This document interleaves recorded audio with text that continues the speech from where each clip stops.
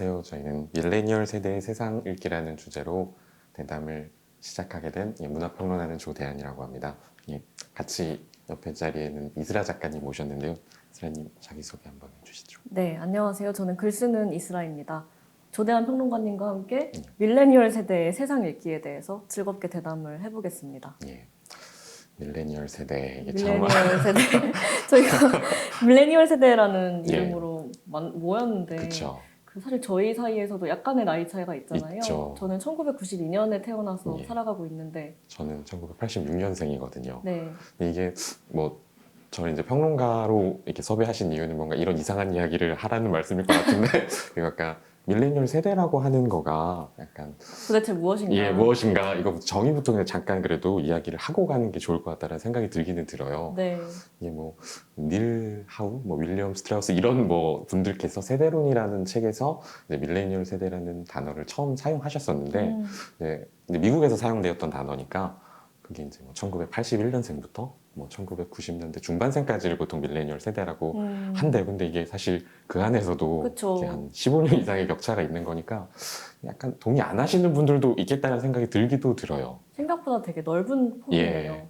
제가 느끼기에 밀레니얼 세대는 약간 초등학교 때쯤에 새천년을 맞이한 세대? 그 예. 정도로 실감하고 예. 있는데요. 예. 그렇게 많이들 정의하시는 것 같아요. 보통 그 60년대 전후에 태어난 베이비 붐 세대의 자녀들. 맞아요, 예, 맞아요. 말씀하신 대로 그 약간 2000년을 전후해서 유년기와 또 성인 이런 걸 보낸 세대들을 밀레니얼 세대라고 하는 것 같더라고요. 예. 근데 항상 평론가님도 그러시겠지만 예. 세대론으로 묶일 때마다 그쵸. 좀 조심스러운 마음이 들어요. 그쵸. 왜냐하면 저희 둘 다 어떤 세대를 대표한다고 하기에는 그죠. 각자 너무 고유하고 예. 또 다른 밀레니얼 세대들과도 또 차이점이 있어서 그러니까요. 사실 그 뭐 막 문학 비평장에서도 막 10년 단위로 막 세대론을 구분하기도 하잖아요. 막 네. 90년대는 이랬다, 뭐 2000년대는 이랬다 하는데 사실 이게 그냥 규정하는 사람의 어떤 욕망이 담긴 것이지 실제로 그런가 하는 의문들은 있지만 그래도 저희는 좀 그래도 어쨌든 이 세대를 살아가는 젊은이로서 우리의 구체적인 경험들과 네. 그다음에 뭐 구체적인 텍스트들을 경유해서 그냥 이런 이야기들을 해볼 수는 있지 않을까 뭐 이런 생각은 들어요. 맞아요. 그럼에도 불구하고 해볼 수 있는 이야기를 예. 저희가 한번 나눠보면 좋겠습니다. 예, 한번 이야기를 시작해 보도록 하겠습니다. 저에게 밀레니얼 세대란 한편으로는 월세를 내는 세대이기도 하거든요. 그렇죠. 저와 제 친구들 또래들의 삶을 이렇게 돌아보았을 때 네. 저는 이제 올해 막 30대가 되었는데요. 20대의 삶이 어땠느냐 하고 돌아본다면 예. 열심히 돈을 벌어서 월세를 내며 살았던 기억이에요. 그죠. 그래서, 사실 젊은 세대들에게 제일 많이 또 붙이는 이야기 중에 하나가 뭐 몇포 세대 막 이런 거에서 자기 집을 못 가지는 세대라는 말 많이 하잖아요. 맞아요. 말씀하신 것처럼 그러면 내 소유의 집이 없으니까 살아가기 위해서는 매번 고정 지출로 주거 비용을 계속 내야 되는 그런 세대이기도 한 것 같아요. 맞아요. 그래서 주거를 떼놓고 말하기가 되게 어려울 것 같은데 그쵸. 문학이든 저희의 생활이든 뭐 창작이든요. 대현님은 어떻게 통과해 오셨나요? 저요? 저는 조금 그래도 저는 좀 상대적으로 복을 받았다고 저는 개인적으로 생각하는 게 어쨌든 저는 그래도 서울에 그 본가가 있기 때문에 거기서 이제 생활을 하기 때문에 고정 비용 이제 월세로 지출이 안 되고 지금은 이제 작업실을 따로 구해가지고 이제 생활을 하고 있기는 하거든요. 근데 저 같은 경우는 이제 그럴 수 있지만 사실 이제 뭐 가령 수도권 아닌 곳에서 상경에서 올라오신 분들 네. 같은 경우는 다르죠. 무조건 지출을 해야 되니까. 맞아요. 저도 뭔가 서울 외곽에 부모님 댁이 있어서 조금 20대 초반부터 열심히 벌었어야 되는 편에 속하는데요. 그 2년마다 한 번씩 집을 옮겨가야 되잖아요. 그쵸. 자기 집이 없으면. 그래서 저는 이 청년 세대의 주거 불안정성과 어떤 독서의 경험도 되게 연결되어 맞아요. 있다고 생각해요. 맞아요. 왜 젊은이들이 책을 읽지 않냐는 얘기를 되게 많이 하시거든요. 근데 사실 젊은이들이 책을 사지 않는 건 책을 쌓아놓을 물리적인 공간이 없기 맞습니다. 때문이기도 하거든요. 예, 그 이사할 때 아저씨들 싫어하시거든요. 그쵸. 되게 책 많으면 되게 뭐라 하시거든요. 그렇죠. 그리고 실제로 방도 되게 좁고요. 아주 그쵸. 좁은 방을 정말 비싼 돈을 내면서 살아가는 게 밀레니얼 세대의 그쵸. 삶이기도 하니까요. 예. 그래서 그 관련 지은 텍스트로 좀 이야기해 볼 만한 거가 그 김정현 작가님의 네. 그 혼자를 기르는 법이라고 하는 그 저 웹툰으로 나왔다가 이제 단행본으로도 나와 있는 책이 있는데 네. 그거를 보면 좀 지금 밀레니얼 세대라고 불릴 만한 그 젊은이들이 그 주거 문제에 대해서 어떻게 생각하는지가 좀 적나라하게 잘 드러나고 있는 것 같아요. 정말 좋은 작품이죠. 너무 좋았어요. 그 주거뿐만 아니라 뭐 여러 가지 일에 대한 경험, 관계에 대한 경험 다 훑는 좋은 만화인데 저는 거기서도 특히 그 주거 공간에 대한 컷들이 되게 인상적이더라고요. 아주 거의 칸에 가까운 방에 살면서 나름의 어떤 희비가 매일매일 있잖아요.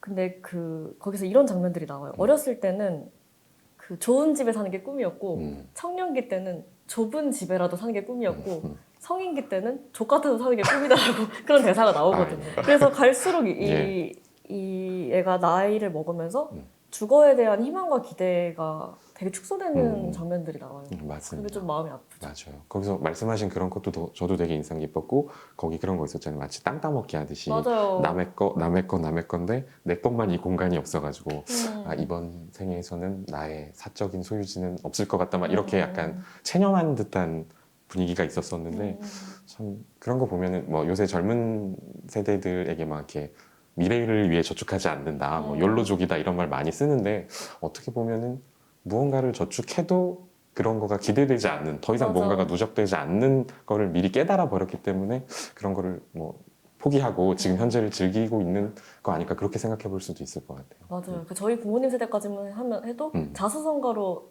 많이 노력하면 집을 살 수도 있는 그쵸. 세대였는데 지금은 안 되니까. 그렇죠. 네. 어렵죠 사실. 네. 수도권에서 집 구하기가. 이 관련 지어서 조금 이야기해 볼 만한 것가 또 스라임도 그렇고 저도 그렇고 어떻게 보면은 그 보통 일반적인 직장인 가령 뭐 9 to 6 어디 출근해서 피고용인으로서 이렇게 생활하는 노동자라기보다는 그냥 프리랜서 내지는 그쵸. 약간 마감 노동자에 네. 가깝잖아요. 근데 이 마감 노동자들이 사실 자기 글 쓰는 직업 공간으로 제일 많이 사용하는 게 카페거든요. 제 주변에는 약간 일부러 출근하듯이 카페에 서서 글 쓰시고 이렇게 퇴근해서 집에 오시고 이런 분들 많은데 이 코시국이 되다 보니까 그쵸. 카페를 못 가니까 작업할 곳이 없다라고 이런 말들 되게 많이 하시더라고요. 스라님 혹시 뭐 작업을 보통 집에서 하시나요? 저는 집에서 하는 습관을 많이 들였는데요. 왜냐하면은 일간 이스라라는 걸 하면서 매일매일 쓰니까 사실 장소를 옮기는 게 저한테 조금 산만하기도 했고 그리고 출판사를 하면서 조금 공간이 진짜 필요해서 서울 밖으로 나갔어요. 서울 안에서는 제가 원하는 만큼 충분히 넓은 공간을 얻기가 너무 어렵잖아요. 너무 비싸니까. 여기 이거 보시는 대만의 독자님들은 어떠실지 모르겠어요. 다들 거기에 청년분들은 잘 살고 계신지 잘 살고 계시길 바라는데 어쨌든 저는 약간 서울 바깥으로 나가서 조금 싼 곳에서 지내면서 집에서 조금 좋은 컨디션으로 일을 하는 습관을 들였고요. 저희 둘 다 완전 직장인 생활을 하지 않으니까 좀 프리랜서 특유의 좋음과 고충을 동시에 누리고 있는 것 같아요. 어떤 점이 힘드세요? 제일 힘든 거는 사실 그 출근과 퇴근의 경계가 없다는 거. 그러니까 주말이 되더라도 내가 이 일을 끝내지 못하면 그냥 계속 그거에 매달려가지고 맞아요. 내일이니까 그렇게 그 일주일 내내 그것에 시달려야 된다라는 게 제일 힘들고 퇴근하더라도 쉬는 게 없고 그래도 좀 좋은 거는 아침에 일어나지 않아도 된다는 게 그게 제일 좋은 것 같긴 합니다. 그러니까 출퇴근을 하지 않아도 된다는 게 장점이자 단점인 것 같아요. 저는 집에서 그 일간 이스라라는 프로젝트를 연재하는데요. 일간 신문처럼 이스라엘 이야기를 매일 한 편씩 연재하는 프로젝트예요. 원래 그 아시다시피 작가들은 보통은 출판사나 잡지사의 청탁을 통해서 등용을 통과하고 그리고 청탁을 받았잖아요. 근데 그렇게 해서는 아까 말씀드린 뭐 월세 비용이랄지 고정 지출을 감당할 수가 없어서 제 스스로 그냥 저 일간 이스라라는 걸 시작하고 직접 저한테 돈을 보내세요. 제가 메일로 바로 쏘겠습니다 하는 그런 작가와 독자 사이의 글 직거래 프로젝트를 했던 것이거든요. 근데 이것 또한 밀레니얼 세대에서 나올 수 있는 기획 같아요. 맞습니다. 이게 사실 밀레니얼 세대가 제일 좀 꺼려하는 것 중에 하나가 내가 하는 노동에 대해서 대가를 못 받는 거. 맞아요. 그렇잖아요. 그러니까 뭔가 열정페이나 청춘페이 같은 거에 대해서 좀 약간 반감을 가지고 있잖아요. 그리고 아니면 뭐 중간에서 좀 부당하게 누군가가 그런 것들을 이익을 갈취해 간다는 느낌이 들거나 이런 거에 되게 약간 거부감을 가지고 있는데 말씀하신 대로 약간 내가 하는 거를 바로 수익으로 직결시키는 그런 작업들을 좀 그런 자기 루트들을 개척해 나가시는 것 같아요. 그 대표적으로 말씀하신 그 예, 일간 이스라 그 메일 딜리버리도 그랬고 네, 그쵸? 맞아요. 예. 그 돈 이야기를 하셨는데 예. 그 돈 이야기를 터부시하지 않는 아, 세대의 출연이라고도 느끼거든요. 그쵸. 저는 그 출판계에 처음에 그 데뷔를 하고 일을 예. 하면서 어른들이 그러니까 중년 어른들이 원고료 명시를 너무 안 해서 아, 되게 그죠. 깜짝 놀랐어요. 예. 그 원고를 청탁을 하면 막 분량도 정해주시고 주제도 정해주시고 마감일도 정해주시잖아요. 주는데, 예. 근데 돈 얘기만 안 써 있어요. 왜 돈 얘기 안 해? 그래서 전화해서 이렇게 얼마죠? 이렇게 예. 물어봐야 되는데 애초에 일을 받는 입장, 일을 요청하는 입장에서 먼저 그쵸. 명시해 주시면 좋잖아요. 그쵸. 그래서 첫 메일에 그 돈을 써주시는 게 정말 중요하다고 생각한다. 어. 그 얘기를 많이 하면서 지냈던 것 예. 같고. 마침에 돈 이야기를 하면 뭔가 그런 게 아닌데 내 정당한 노동의 대가인데 약간 속물이 된 것 같은 느낌이 들고 특히나 약간 문학 예술 이쪽에서는 맞아요. 뭔가 약간 문학이나 예술이 약간 자본의 안티테제 같은 느낌이 있다 맞아요. 보니까 이런 걸 이야기하는 순간 조금 뭔가 나 속물적인가?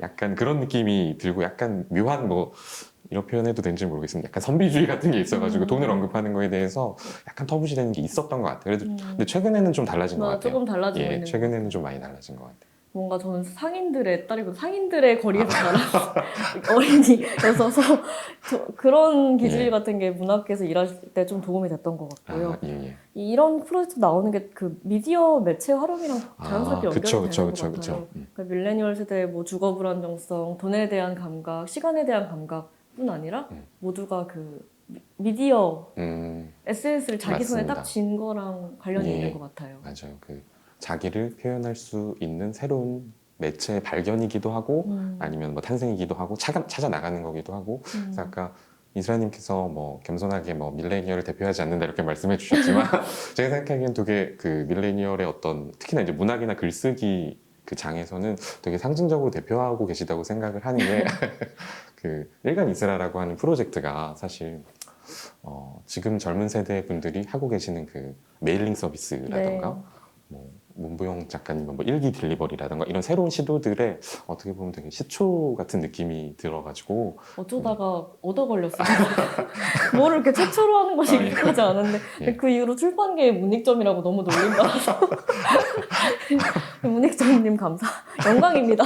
그 모카씨를 네, 문과씨를 들여오셨군요. 왜냐면 그 전에 작가들이 예, 예. 이제 원고를 이외에 수입이 잘 없었는데 그죠, 그죠. 직접 직거래를 터버리면서 부수입이 생겨서 그쵸. 고맙다는 말을 되게 많이 들었어요. 또래 정말요. 작가들한테. 예. 사실 기존까지는 아까 잘 말씀해 주신 대로 뭐 거대 출판사나 아니면 중간 어떤 매개가 있어야 그렇게 내 거 글을 발표할 수 있고 그러면 어쩔 수 없이 그 중간에서 일하시는 분들도 뭐 인건비라던가 여러 가지가 있으니까 내 몫이 많이 사라질 수밖에 없는데 말씀하신 대로 작가와 독자가 직접적으로 만나는 그런 루트를 되게 하나를 또 이렇게 개발해 주신 것 같아가지고 예, 아마 많은 분들이 고마워하고 계시지 않을까. 그걸 수입 창출에선 고마워할 수 있을 것 같은데 제가 메일 자체를 개발한 건 아니니까. 그런 거죠. 그런데 어떤 점에서는 그 꼭 수익 창출 부분이 아니라 그 등단, 데뷔, 등용문 이 그쵸. 부분에서도 좀 새로워진 게 있는 것 같아요. 예. 그러니까 이제는 내가 언제 작가가 되는지를 자기가 조금 정하는 원래는 이제 출판사나 신문사가 그쵸. 정하는 거였다면 맞습니다. 근데 그럼에도 불구하고 여전히 그런 등용문의 권위가 있지 않나요? 아무래도 이제 뭐 말씀하신 대로 어떤 등단 제도라고 하는 게 공과 과가 있는 것 같아요. 이게 약간 어쩔 수 없이 이게 문학이라고 하는 것, 예술이라고 하는 게 좀 자본주의 시장에선 좀 약간 도태될 수도 있잖아요. 어떻게 보면 잘 안 팔리면. 네. 근데 그런 것들을 좀 어쨌든 약간 지키는 섬 같은 느낌이 들기도 하고 근데 동시에 그러니까 그 등단 제도를 안 거치면 뭔가를 발표할 수 없는 어떤 억압이나 약간 그런 강제 이런 걸로 작동하기도 했는데 근데 말씀하신 대로 그 이제 등단 제도를 굳이 안 거쳐도 그 뭐 글을 발표할 수 있는 루트가 되게 다양해졌잖아요. 네. 예, 그 굳이 아니더라 아까 말씀하신 것처럼 네. 뭐 최근에 뭐 제가 해설을 썼던 분이기도 한데 이기리 시인이라는 분이 네네. 있어요. 이번에 그 김수영 문학상이라고 하는 이제 문학 젊은 시인분들께서는 되게 좀 약간 이렇게 선호하시는 그런 문학상을 받으신 분인데 그분이 김수영 문학상 역사에서 이번에 최초로 비등단 시인이신데 상을 수상하셨어요. 그러니까 이 여기 안에서 분위기도 조금씩 그렇게 약간 자유롭게 완전히는 아니지만 조금씩은 바뀌고 있는 것 같다는 생각이 들기는 듭니다. 그리고 좀 굵직한 문예지들 있잖아요. 아, 예, 예. 대형 출판사에서 내는 뭐 개헌문학동네랄지 뭐 리터랄지 예, 예, 예. 창비랄지 그런 예, 예. 곳에서도 원래는 주로 등단한 작가들 그리고 등단한 평론가들의 음. 이야기를 주로 실었던 것 같은데 음. 그 최근 몇 년 동안은 저도 이제 음. 청탁을 받거든요. 그 말은 꼭 그렇게 국한되지 않는다는 그쵸. 것이겠죠. 그렇죠. 그래서 문단 안에서도 변화가 있었고 언젠가는 이제 문단이라는 말 자체가 좀 무색해지기를 바라고. 맞습니다. 사실 문단이라는 것 자체가 약간 좀 위계적인 표현이잖아요. 어디 음. 등단이 어디 올라가야 된다라고 그쵸, 하는 그쵸. 거니까 올라가지 못한 사람들은 발언권 자체가 없는 거니까 그래서 음. 굳이 거기 올라가지 않더라도 각자 자기 계진으로 발언할 수 있는 게 많아지고 있는 것 같아요. 많아졌으면 좋겠고 더욱더. 네. 예. 근데 저는 이런 생각도 들어요. 한편 이 문학이며 뭐 문단이라는 이 판 자체가 전체 파이로 보면 정말 작은. 정말 예. 그들만의 리그. 그래서 거의 운이나 좋아하는. 근데 왜냐하면 예. 막 거의 모두가 유튜브 하고 있고 아, 그쵸. 사실 그 문학이 아웃 오브 안중일 경우도 되게 많잖아요. 그렇죠. 볼거리가 너무너무 많고 텍스트보다 그 영상에 현혹되는 시간이 훨씬 그쵸. 길고 예. 게다가 모두가 어떤 컨텐츠를 창작하고 뭔가 뿌띠 연예인이 되고 그런 걸로 되게 볼거리가 너무 넘쳐나서 그쵸. 정신이 없는 시대이기도 하잖아요. 그죠. 매체가 또 워낙 그러다 보니까 말씀하신 대로 뭐 뿌띠 연예인, 셀러브리티들이 이렇게 탄생하는 시기기도 아니에요. 여기는 아니시라고 하지만 뭐. 근데 그게 또 어떻게 보면은 개인들이 그렇게 원해서 그런 매체가 탄생한 걸 수도 있지만 그런 매체가 있어가지고 또 오히려 그런 것들이 이렇게 그런 개인을 발화할 수 있는 것들이 계속 작동하는 것 같기도 해요. 그럼 뭐 플랫폼 이름을 직접적으로 언급해도 되는지는 잘 모르겠습니다. 뭐 가령 유튜브 같은 매체들 같은 걸 보면은 그런 개인들의 자기 판매로 이게 수익을 얻는 구조잖아요. 계속 그렇게 돌아가잖아요. 예. 그런 거 보면은 참. 한편 SNS를 쓰지 않는 작가는 어디에도 없는 것처럼 느껴질 때도 있는 것 같아요. 맞습니다. 근데 그런 작가들을 문학판이 약간 수호했으면 좋겠다는 바람이 있습니다. 그런 말씀들도 많이 하세요. 약간 자기 PR과 이렇게 외부로 이렇게 유명해지지 않은 작가는 그냥 글을 쓰더라도 사람들이 잘 알아봐주지 않는다. 막 이런 또 약간 역비판도 있기는 한데 말씀대로 좀 병행되면 좋기는 하겠네요. 예. 저희 어렸을 때는 이렇게까지 막 SNS가 모두에게 있고 그러지 않잖아요. 그때 뭐 싸이월드 버디버디 같은 게 다 모임 대만 분들 말씀을 드려도 되는지는 모르겠는데 네. 한국에는 그런 어떤 게 있었었는데 네. 예. 그리고 모두 이렇게 실시간으로 언제나 접속되어 있지는 않았던 느낌이거든요. 예. 지금은 근데 또 아니잖아요. 그렇죠. 저희도 약간 디지털과 어떤 미디어의 변화를 나름대로 격변기를 겪으면서 같이 함께 자랐던 세대이기도 하고 그죠? 그래서 약간 밀레니얼 세대를 좀 뭔가 다른 모든 세대들이 다 그러겠죠. 뭐 그 아날로그와 디지털 세대를 모두 다 경험한 세대이기는 하겠는데 유독 밀레니얼 세대를 약간 그 디지털의 그 변화를 유년기에 겪었기 때문에 그래서 적응은 되게 빠르고 맞아요. 대신에 근데 아날로그적인 기억은 또 가지고 있는 어떤 맞아요. 끼인 세대라는 이야기들도 제법 하시더라고요. 그렇게 말씀들도 하시더라고요. 어떻게 보면 과도기를 겪은 세대가 아닌가 그 생각도 들어요. 그쵸. 기술이 변하는 속도를 마음이나 정서가 덜 따라갔다는 느낌도 저는 약간 받는 것 같아요. 그렇기도 하겠네요. 뭐 흔히 하는 그 비유지만 그 전화기 같은 것도 이걸로 세대 구분을 많이 맞아요. 그러니까 이렇게 받으면 옛날 사람이고 이렇게 뭐죠? 요즘 세대가 이렇게 아이들은 이렇게 받는다더라고요. 이렇게 한다라는 거 상상 자체를 못 하게 되니까. 그러네요. 기술이라고 하는 게 정말로 그렇게 문화를 지배하는 거기도 한 것 같아요. 왜 요즘 그런 얘기 하잖아요. 요즘 20대들은 전화 걸면 싫어한다는 얘기를 제가 어른들한테서 종종 들었던 것 같아요. 그런가요? 예. 그러니까 저는 통화하는 거 되게 좋아하는데요. 이렇게 20대들이랑 일하시는 40, 50대 분들이 이제 할 말이 있어서 전화를 했는데 왜 전화하시냐고 카톡이나 문자로 하면 되지. 그러니까 텍스트가 훨씬 편하니까 세대로 느껴진다고 하시더라고요. 저도 들어본 것 같아요. 약간 전화 포비아 같은 그런 걸 무서워하고 맞아요. 약간 떨려하는 사람들. 20대 연예인들도 나와서 자긴 전화 오면 너무 긴장된다고. 그렇구나. 어떠세요? 저희 근데 전화로 전화 좋은데. 저는 약간 이것도 약간 그런 아날로그 세대가 저는 이렇게 쓰려면 글로 쓰면 사실 또 괜히 또 뭔가 신경 써야 되잖아요. 그 문장과 이게 그 서두에 선생님 안녕하세요. 막 네네네. 날씨가 추운데 잘 지내요? 이런 거를 되게 친절하게 하시네요. 이렇게 해야 되는데 그런 거 없이 그냥 전화로 하면 말로 하면 또 되게 맞아요. 편하니까 저는 좀 전화가 좀 편한 것 같긴 합니다. 또 우리는 텍스트가 업이니까 더 필요한 그런 게 있어요. 맞아요. 여긴 맞춤법 신경 쓰게 되고. 지금도 말로 하니까 되게 좋아요. 말이 더 편해. 아무튼 그런 차이가 약간 있는 것 같습니다. 조금 뭐 그냥 딴 얘기일 수도 있는데 가령 최근에 아까 유튜브 이야기 나왔었으니까 그런 말도 하더라고요. 뭐 우리 미래에 대해서 문학을 하는 작가들과 저는 이제 어쩔 수 없이 평론을 하니까 그 미래에 대해서 고민을 하게 되죠. 내가 미래에도 과연 먹고 살 수 있을까를 고민하게 되는데 그 비평가는 누군가는 그렇게 약간 시니컬하게 말을 하더라고요. 비평가는 사라질 거다. 그래요? 예, 왜냐면 그 자리를 유튜브의 알고리즘이 대체할 거다. 왜냐면 내가 모르는 나의 취향까지 그렇게 기술적으로 이렇게 다 알려주잖아요. 근데 저는 보면 신기하더라고요. 늘 이게 어떤 알고리즘으로 내가 여길 들어왔는데 보다 보면 또 너무 재밌어가지고 그러니까 내가 모르는 나의 취향까지 이렇게 누적시켜서 탄생해서 만들어주니까 그러면 과연 책을 소개하고 이렇게 뭔가 작품을 소개하는 평론가가 미래에도 과연 활동할 수 있을까 뭐 이런 생각을 들긴 하는데 슬아님은 어떠세요? 그 작가의 미래. 근데 우선 평론가가 그 유튜브의 소개 속도를 절대 따라갈 수 없을 그쵸. 것 같아요. 근데 어떤 질로 승부 봐야 되지 않을까요? 그렇죠. 양으로도 승부 안 되시잖아요. 절대 안 되죠. 그리고 이미 나오는 것들이 이미 일어나고 있는 현상 뒤에 이게 무슨 일이었는지 소화하는 것도 평론가의 몫이잖아요. 또 좋게 말씀을 해주시네요. 잘하셔야 돼요. 열심히 하겠습니다. 저도 진짜 걱정이 태산인데 예. 갈수록 이렇게 끈질기게 텍스트를 앉아서 오랜 호흡으로 읽는 독자들은 갈수록 사라질 텐데요. 그렇죠. 저만 해도 스마트폰을 내려놓고 한 호흡으로 책을 읽는 게 되게 어려워요. 그렇죠. 저는 또 글쓰기 교사로도 일을 하니까 아이들한테 왜 책을 읽어야 되고 어떻게 읽어야 되는지 설득하기가 되게 어려워요.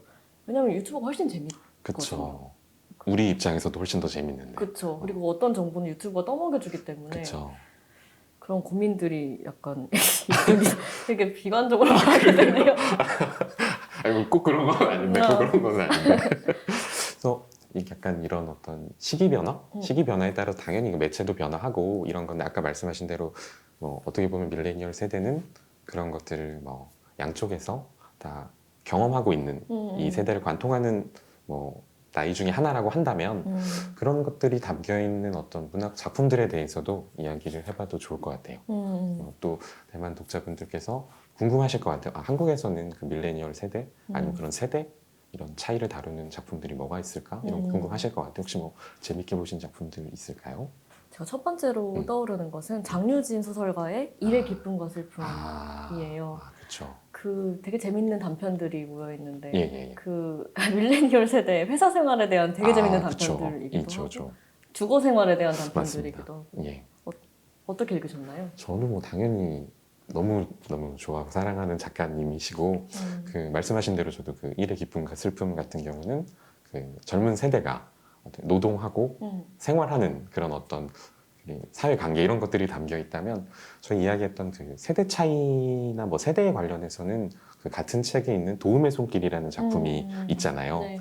거기 이제 젊은 여성 발화자가 주인공인데 이제 아무래도 직장 일을 하고 또 어쩔 수 없이 또 뭔가 가사나 이런 것들을 또 전담하게 되는 이상한 또 이런 한국의 가부장적 문화가 있다 보니까 너무 힘들고 힘에 겨우니까 이제 그 가사 도우미 아주머니를 고용하게 되잖아요. 네, 도움의 손길이 그쵸, 도움의 손길 이런 건데 그게 약간 조금 묘한 게 당연히 노동이잖아요. 그 가사 노동이고 정당한 내가 페이를 주고 가사 노동에 대한 대가를 지불하고 이런 계약 관계인데 약간 그런 마음이 있잖아요. 어르신이 와서 내 방과 내 그 거주지를 이렇게 쓸고 닦는 모습을 보면서 약간 불편한 거예요. 좀 송구스럽기도 하고. 송구스럽기도 하고. 근데 또 동시에 뭔가 참견하는 느낌? 내 사적 공간을 약간 오지랖처럼 느껴지는. 예, 맞습니다. 근데 그게 되게 애매한 것 같아요. 오지랖 겸 따뜻한 정 사이에서 좋은 건지 나쁜 건지. 맞아요. 근데 이제 그거 안 하고 싶다는 거잖아요. 이 세대들은 딱 선 긋고 돈을 이만큼 제가 요청하지 않은 거면 하지 마세요라고 하고 싶은 거잖아요. 사실 어떻게 보면 이전 세대 혹은 뭐 어떻게 보면 한국의 정 같은 걸까요? 그러니까 조금 더 노동에 비해서 회의에 비해서 조금 더 이렇게 더 챙겨주고 하지만 조금 더 이제 인간적인 관계를 맺고 그래도 같은 공간에서 뭔가 생활하는 사람들이니까 그래서 뭔가 안부도 묻고 근데 이제 그게 좀 불편하게 다가오는 거죠. 뭐 자녀 계획은 어때? 뭐 이렇게 나중에 이렇게 하면 애 못 키워 막 이런 식으로 뭔가 이렇게 침범에 들어올 때 그게 약간 윗세대의 약간 무례함 내지는 뭐 꼰대스러움 이렇게도 느껴지기도 하는 것 같아요. 근데 그런 질문들이 실제로 무례하기도 하잖아요. 예. 뭐 자녀 계획은 어떻게 그쵸. 되느냐, 뭐 이렇게 하면 뭐 나중에 애 못 키운다. 예. 그러니까 저는 어떤 점에서 세상이 약간 좋아지고 있다고 생각하냐면 예. 무례한 질문들의 목록이 좀 더 다듬어지고 있다는 점. 그 그런 말씀 점. 되게 좋네요. 세상이 나아진다는 건 무례한 질문. 질문들의 목록이 다듬어진다라고 네. 하는 그만큼 타인에 대한 어떤 배려라던가 음. 타인에 대한 감각들이 조금씩 넓어지는 거기도 하니까요. 그렇죠? 맞아요. 근데 또, 또 먼저. 예. 먼저 하세요. 근데 사실 이렇게 도움의 손길처럼 이렇게 약간 세대 사이의 어떤 격차나 아니 묘한 갈등이 드러나는 작품도 있지만 또 한편으로는 그 윗세대에 대해서 약간 어떤 애증 내지는 또 애정 같은 것들이 좀 들어가 있는 작품들도 사실 있잖아요. 네네. 특히나 그게 제가 보기에는 최근에 이제 한국 소설들에서는 그 엄마 세대에 대해서 그것들이 좀 있는 것 같아요. 그러니까 어떻게 보면 그 가부장제, 뭐 중년 남성 이런 거에 대해서는 이제는 언급 자체가 잘 많이 안 되고 근데 이제 윗세대의 엄마 내지는 뭐 이모 세대에 가지고 있는 그 묘한 어떤 그 사랑과 연대와 근데 또 묘한 단절과 막 이런 것들이 얽혀 있는 작품들이 좀 많은 것 같더라고요. 엄마 세대 또 더 거슬러서 할머니 세대까지 그쵸, 할머니 이야기하는 세대까지. 그런 작품 중에 대표적인 것이 우리가 너무 사랑하는 시선으로부터 정세라는 정세라 소설. 작가님, 네. 예. 너무 좋은 작품. 너무 좋은 작품이죠. 그죠. 말씀하셨듯이 그러니까 시선으로부터 안에 있는 남자들은 좀 조신한 남자들이 그 약간 개? 막 이렇게 싱싱대는 그 개? 야이입니다.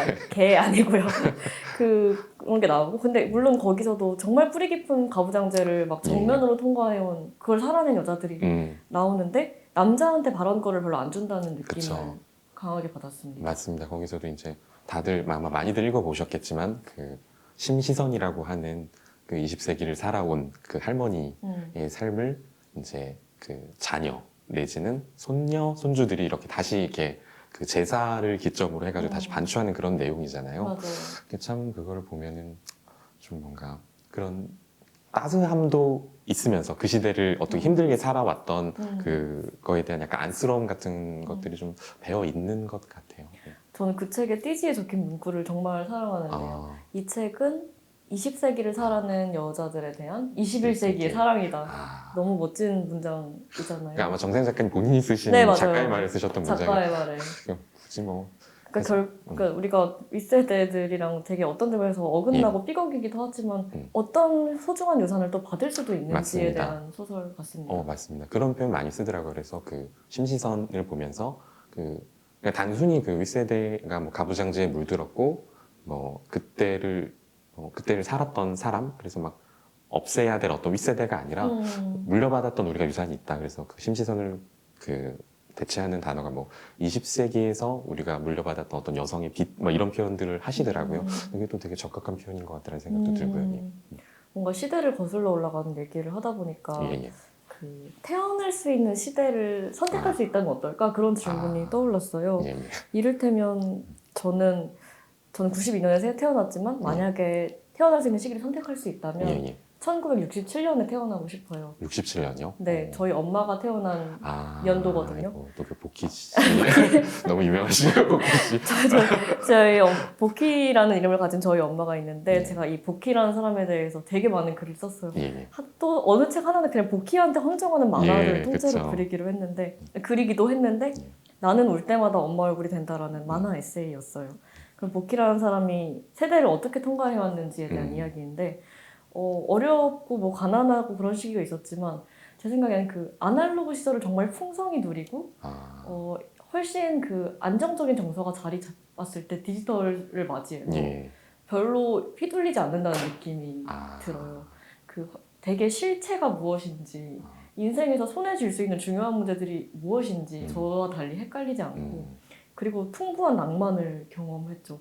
대중가요의 엄청난 호황기. 그렇죠. 그리고 환경적으로도 저보다 훨씬 좋았던 시절을 통과했죠. 그죠. 그런 점에서 네, 그 세대로 살아보고 싶다는 생각이 듭니다. 말씀을 들으니까 저도 그 세대가 되게 복 받은 세대라고 물론 또 각 세대마다 힘들었던 게 맞아요. 있으셨을 테지만 대한님은 어떠신가요? 저요? 저는 좀 욕심이 많아서인지 모르겠는데 저한테 그런 질문을 해주신다면 저는 가급적이면 제가 살아보지 못한 미래 세대를 저는 살고 싶어요. 이게 뭐 말씀하신 대로 좀 뭐 환경 문제나 기후 문제로 인해서 어떤 디스토피아가 그려질 거라고 전망이 된다 하더라도 저는 그런 믿음은 있거든요. 뭐 인류사가 뭐 진보한다라는 거는 아닌데 아까 말씀하신 것처럼 그 뭔가 타인에 대한 감각들이 그래도 뒤로 갈수록 저는 조금씩 넓어진다라고 생각을 해요. 가령 저희가 과거에 노예나 흑인이나 가령 정말 최근까지도 여성까지도 어떻게 보면 온전한 한 명의 인간으로 이렇게 감각되지 못했던 시절들이 있었잖아요. 근데 지금은 좀 달라졌잖아요. 완벽히는 아니더라도. 네. 그래서 그때의 인간종과 전 지금의 인간종이 좀 다른 인류가 아닐까라는 생각도 있어서 그러면 과연 제가 뭐 2100년쯤이면은 조금 더 타인에 대한 더 나아가서 뭐 가령 동물에 대한 뭐 지금은 저희가 당연하게도 뭐 동물을 식량으로 삼고 있지만 어떻게 보면 그때 인류는 동물을 식량으로 삼는 거를 되게 야만적으로 생각하는 것을 감각하는 인류가 되지 않을까 뭐 그런 생각들이 있어서 저는 가급적이면 최대한 미래를 예, 살아보고 싶습니다. 지금은 동물권이라는 말이 우습지만 우습게 들리는 경우가 많지만 어느 순간에는 인권처럼 당연할 거예요. 그렇죠. 동물에 대한 감각들이 확장되는 것도 있겠지만 사실 밀레니얼 세대를 정의하는 또 다른 요소 중에 하나가 사실 젠더 감수성의 확장 같은 것도 이야기를 해볼 수 있을 것 같아요. 네. 예. 젠더 감수성 확장 너무 중요하죠. 그렇죠. 그리고 퀴어에 대한 소설도 되게 많이 그렇죠. 늘어났고 그 문학 바깥에서도 여러 가지 일들이 일어났죠. 그렇죠. 그 저희 대표적으로 이야기해 볼 수 있는 게 김규진 작가님의 언니 나랑 결혼할래요라고 하는 작품이 있었잖아요. 네. 그거 보면 참 그 한국의 현실 같은 거 있잖아요. 지금 내가 사랑하는 사람과 살고 싶어도 법적으로 전혀 보호받을 수 없고 할 수 있는 방법은 뭐 후견인이 된다던가 아니면 뭐 입양을 한다던가 뭐 이런 방식밖에 없잖아요. 그러니까 내가 이 사람과 사랑하고 같이 살아가는데 동성이라는 이유 하나만으로 그 수술할 때에 그 법적인 보호자가 될 수 없고 가령 또 뭐 신혼자금 전세 대출을 받을 수가 없고 뭐 이런 이야기들이 되게 현실적으로 잘 나와 있었던 되게 그 작품이었던 것 같아요. 네, 언니 나랑 결혼할래요. 제가 정말 사랑하는 작품인데요. 지금 그러니까 남녀의 결혼이라고 칭해지는 되게 우스운 말인 정상 가족의 결혼만 인정을 하는 거죠. 한국은 아직 동성 결혼 법제화가 통과되지 않았으니까요. 그쵸. 사실 갈 길이 너무 멀기도 멀죠. 합니다. 예. 대만에 비해서도 그쵸. 느리죠. 그렇죠. 대만은 저희가 알기로는 그 2019년에 아시아 최초로 동성 결혼 법제화가 통과된 걸로 알고 있어요. 네네. 근데 우리나라는 뭐 이건 뭐 누가 옳고 그르다가 아니라 누가 더 잘났다가 아니라 우리나라는 근데 아직 그 차별금지법조차도 맞아요. 국회를 통과하지 못한 상황이어가지고 뭐 이런 거는 또 서로 긍정적인 영향을 받으면서 부족한 부분은 채워가고 네. 또 이렇게 바뀌어 나갈 수 있으면 좋겠습니다. 네, 맞습니다. 예. 네, 오늘 저희가 나눈 이야기들이 대만에 계신 독자님들께도 과연 공감되는 이야기일지 궁금합니다. 한국관에 방문하시면 저희가 오늘 이야기하면서 나눴던 언급했던 책들을 직접 만나보실 수 있습니다. 약 160여 권의 한국 책들이 전시되어 있으니까 많은 방문 부탁드립니다. 마지막으로 저희 대담을 보시는 분들께 질문을 건네고 마치겠습니다. 당신이 태어나는 시기를 정할 수 있다면 어느 세대를 선택하고 싶으신가요? 예, 밀레니얼 세대의 세상 읽기 대담 마치도록 하겠습니다. 감사합니다. 감사합니다.